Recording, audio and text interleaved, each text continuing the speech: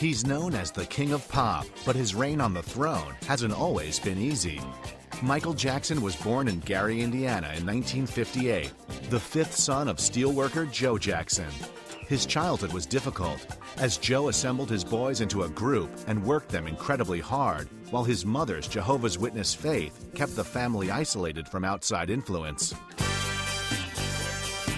The Jackson 5 were an instant phenomenon, becoming the first group in history to have their first 4 singles hit number 1. I mean, when the Jackson 5 came along, everybody loved it. I mean, it was, you know, I think particularly black audiences responded to him like he was their kid brother. But, you know, white audiences heard these great songs and, you know, they saw this kid on a stage. It was fantastic. While working on the film The Wiz, Michael met producer Quincy Jones, who would help produce his first solo album, Off the Wall, which would eventually sell 7 million copies. Jackson's next project became the biggest selling album of all time.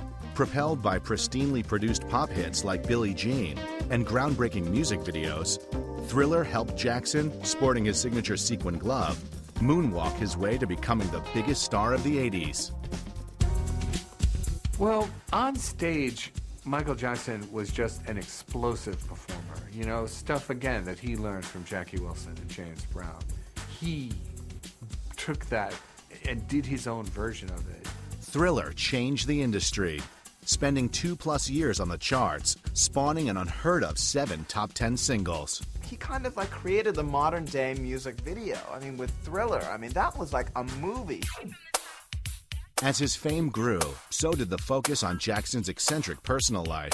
Stories of plastic surgeries, his friendship with a chimp named Bubbles, and his attempts to buy the Elephant Man's skeleton earned the star the unwanted moniker Wacko Jacko in the press. Thriller had raised the bar to such unrealistic levels that despite containing 5 #1 singles, disappointment surrounded his next album, Bad. His 1991 album, Dangerous, debuted at number 1, but didn't stay there long. In a musical landscape dominated by grunge, the King of Pop began to seem less and less relevant. Jackson often likened himself to a real-life version of Peter Pan, even naming his California estate Neverland. The star always enjoyed spending time with children, but in 1993, a 13-year-old boy accused the star of molesting him. Though no proof ever surfaced, Jackson settled with the boy for $20 million. In an odd attempt to restore his image, he shocked the public in 1994 by marrying Lisa Marie Presley. Proof that the marriage was a publicity stunt was supplied 9 months later when they divorced.